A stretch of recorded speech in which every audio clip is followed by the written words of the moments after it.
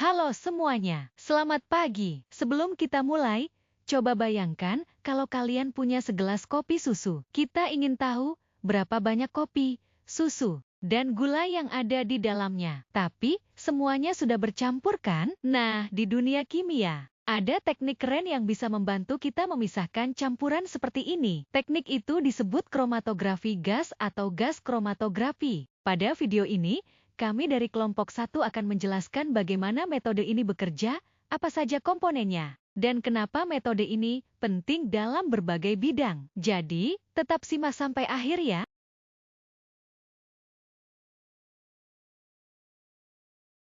Jadi, apa sih sebenarnya kromatografi gas itu? Kromatografi gas atau GC adalah teknik yang digunakan untuk memisahkan dan menganalisis campuran zat yang dapat menguap tanpa rusak. Ibaratnya, kalau kita mencium aroma parfum, di dalamnya ada banyak zat yang bercampur. Nah, dengan GC, kita bisa tahu apa saja zat yang ada di dalam parfum tersebut. Dalam metode ini, kita menggunakan gas sebagai fase bergerak, seperti helium, hidrogen, atau nitrogen. Lalu, ada juga fase diam, yang bisa berupa zat padat atau cair tergantung jenis GC yang digunakan. Prinsip dasar kromatografi gas. Kromatografi gas bekerja dengan memisahkan komponen berdasarkan sifat volatilitas dan interaksi dengan fase diam dalam kolom. Semakin cepat suatu zat keluar dari kolom, semakin mudah ia menguap. Nah, sekarang kita bahas langkah-langkah kerja kromatografi gas. 1. Sampel dimasukkan melalui injektor. Sampel ini biasanya berbentuk cair atau gas, lalu dipanaskan hingga berubah menjadi uap agar bisa masuk ke dalam sistem. 2. Gas pembawa membawa sampel ke dalam kolom. Gas ini berfungsi seperti kendaraan yang mengangkut semua zat dalam sampel melalui jalur pemisahan. 3. Di dalam kolom, komponen dalam sampel mulai terpisah. Setiap zat memiliki sifat kepolaran dan volatilitas yang berbeda. Zat yang lebih mudah menguap akan keluar lebih cepat, sementara zat yang lebih sulit menguap akan tertahan lebih lama di dalam kolom. 4. Setelah melewati kolom, zat-zat ini dideteksi oleh detektor. Detektor ini akan mengenali dan mengukur jumlah masing-masing zat. 5. Hasilnya direkam dalam bentuk grafik kromatogram. Grafik ini menunjukkan puncak-puncak yang mewakili zat-zat dalam sampel. Semakin besar puncaknya, semakin banyak zat tersebut dalam sampel. Agar alat ini bisa bekerja dengan baik, ada beberapa komponen utama yang harus ada, yaitu 1. Gas pembawa, sebagai kendaraan utama yang mengangkut sampel. 2. Injektor, tempat kita memasukkan sampel. 3. Kolom, tempat di mana proses pemisahan terjadi. 4. Oven, memastikan suhu tetap stabil, agar pemisahan berjalan optimal. 5. Fase stasioner, membantu memperlambat zat tertentu, agar bisa dipisahkan dengan baik. 6. Detektor, alat yang menghitung dan melihat zat-zat dalam sampel. 7. Recorder, alat yang mencatat hasil dalam bentuk grafik. Kalau misalnya kita akan analisis dengan GC, maka gas pembawanya kita buka dulu. Kita buka, kemudian hidrogen, kemudian kompres airnya kita buka. Kemudian kalau kita lihat di dalamnya, maka gas helium tadi akan mengalir masuk ke dalam kolom. Ya, kemudian sampai pada detektor terus dibuang. Kemudian di dalamnya di sini ada kolom, ya, di sini oven, semuanya kita atur suhunya. Jadi ini sampel kita suntikkan, setelah injektor ini kita atur suhunya, kemudian terjadilah proses pemisahan di dalamnya. Ya. Jadi sekali lagi, begitu kita suntikkan, maka sampel kita akan berubah menjadi gas di dalam injektor. Maka didorong oleh gas. Selanjutnya, kita akan membahas satu persatu komponen dari kromatografi gas. Yang pertama ada gas pembawa. Gas pembawa dalam GC ibarat supir bus yang mengantar penumpang. Gas ini harus tidak reaktif alias tidak boleh mengganggu zat yang dianalisis. Biasanya digunakan gas helium, nitrogen, hidrogen, atau argon. Kecepatan gas ini juga harus diatur dengan baik supaya pemisahan berjalan dengan maksimal.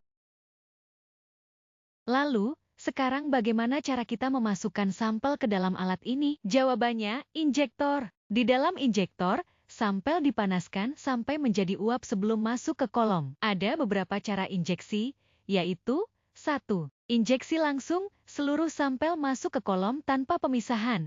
2. Injeksi tanpa pemecahan, sebagian besar sampel diuapkan dan masuk ke kolom. 3. Injeksi terpecah, hanya sebagian kecil sampel yang masuk ke kolom. 4. Injeksi langsung ke kolom, sampel masuk langsung ke dalam kolom tanpa pemanasan awal. Komponen selanjutnya ada oven dan kolom. Oven. Kok ada oven di sini? Ya, dalam gizi, oven digunakan untuk menjaga suhu tetap stabil selama analisis, karena suhu bisa mempengaruhi kecepatan pemisahan zat dalam kolom. Sedangkan kolom adalah bagian utama tempat pemisahan terjadi. Kolom ini biasanya berbentuk spiral dengan panjang sekitar 2 meter.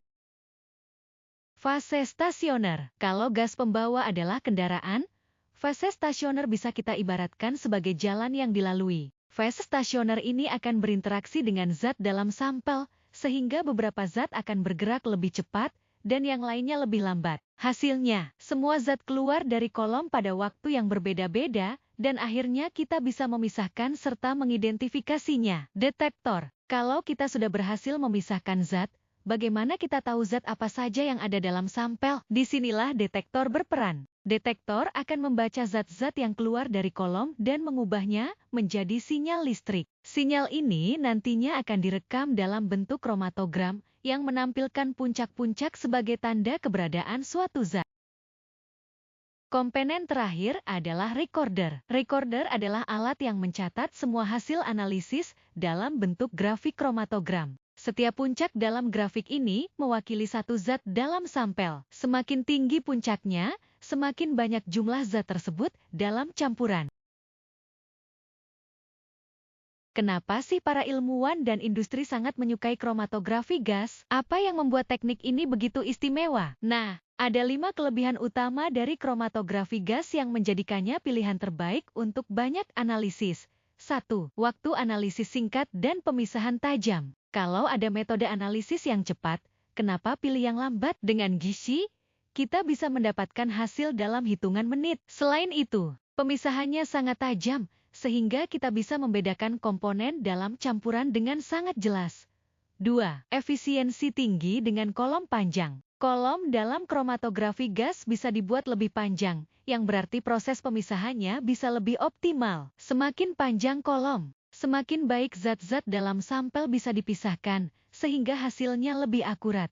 3. Gas memiliki viskositas rendah. Apa itu viskositas? Singkatnya, itu adalah ketebalan atau kekentalan suatu zat. Karena gas lebih encer dibandingkan cairan, maka gas bisa mengalir dengan lebih cepat dan lancar melalui kolom, membuat pemisahan menjadi lebih efisien. 4.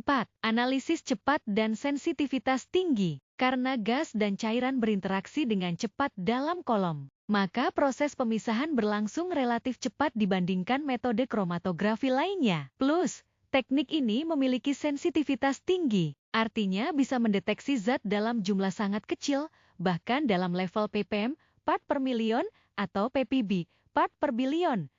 5. Banyak pilihan fase diam. Keunggulan terakhir, kita punya banyak pilihan fase diam yang bisa digunakan untuk memisahkan hampir segala macam campuran. Artinya, kita bisa menyesuaikan fase diam dengan jenis zat yang ingin kita analisis, sehingga hasilnya lebih spesifik dan akurat.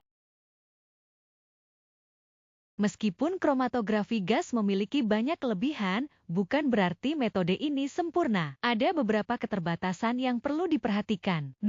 Kita bahas 3 kekurangan dari teknik ini. 1. Hanya bisa digunakan untuk zat yang mudah menguap. Coba bayangkan, kita ingin menganalisis plastik atau logam dengan GC. Apakah bisa? Tentu tidak. GC hanya cocok untuk zat yang bisa menguap tanpa mengalami kerusakan atau dekomposisi. Jika suatu zat tidak bisa berubah menjadi gas, maka metode ini tidak bisa digunakan. 2. Tidak cocok untuk memisahkan campuran dalam jumlah besar. GC memang sangat bagus untuk menganalisis campuran dalam jumlah kecil, seperti mikrogram hingga miligram. Tapi kalau kita ingin memisahkan campuran dalam jumlah besar, metode ini kurang efektif. Untuk skala besar, biasanya digunakan teknik pemisahan lain seperti distilasi atau ekstraksi. 3. Fase gas tidak terlalu reaktif terhadap fase diam. Salah satu tantangan dalam gizi adalah keterbatasan dalam memilih fase diam yang bisa berinteraksi dengan gas pembawa. Dibandingkan dengan metode kromatografi lainnya seperti kromatografi cair, LC, interaksi antara fase diam dan gas seringkali lebih lemah, sehingga beberapa zat mungkin kurang terpisah dengan baik. Aplikasi kromatografi gas. Ternyata, kromatografi gas ini bukan hanya sekadar teori di laboratorium, loh. Teknik ini dipakai di banyak bidang penting. Yuk, kita lihat satu persatu.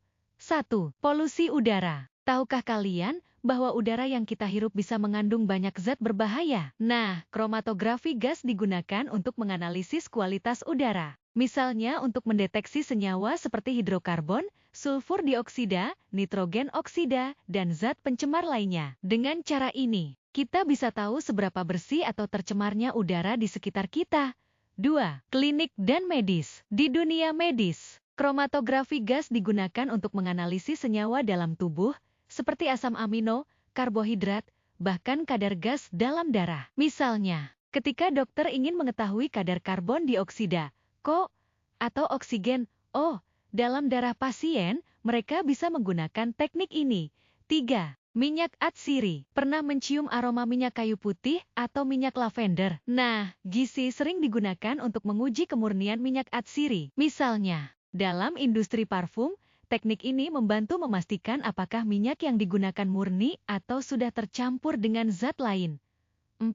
Bahan makanan. Siapa di sini suka makanan kemasan? Gizi bisa digunakan untuk mengecek apakah ada bahan tambahan atau kontaminan dalam makanan. Bahkan, bisa juga untuk mendeteksi apakah makanan telah dipalsukan atau dicampur dengan bahan lain yang tidak seharusnya ada. 5. Sisa pestisida. Pestisida sering digunakan untuk melindungi tanaman dari hama, tapi kalau kadarnya berlebihan, bisa berbahaya bagi kesehatan manusia. Gizi digunakan untuk menganalisis residu pestisida dalam buah, sayur, dan produk pertanian lainnya. Jadi, kita bisa tahu apakah makanan kita aman atau tidak.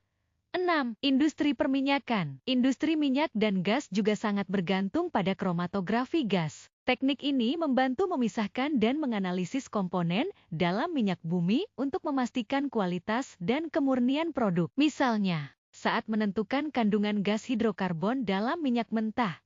7. Farmasi dan obat-obatan. Di dunia farmasi, kromatografi gas digunakan untuk kontrol kualitas obat, termasuk mengecek kandungan senyawa aktif dan memastikan tidak ada zat berbahaya dalam produk farmasi. Jadi, bisa dipastikan obat yang kita konsumsi aman dan sesuai standar. 8. Penelitian dan kimia. Terakhir, teknik ini sering digunakan di laboratorium untuk menganalisis reaksi kimia dan memeriksa kemurnian suatu zat. Banyak penelitian di bidang kimia, biologi, bahkan forensik menggunakan metode ini untuk mendapatkan hasil yang akurat. Jadi, sebagai kesimpulan, kromatografi gas adalah teknik analisis yang sangat penting untuk memisahkan dan mengidentifikasi zat yang dapat menguap. Metode ini cepat, akurat, dan digunakan dalam banyak bidang. Terima kasih sudah menyimak. Semoga bermanfaat, dan jangan ragu untuk bertanya dan mencari materi di sumber terpercaya lainnya jika ada yang belum jelas.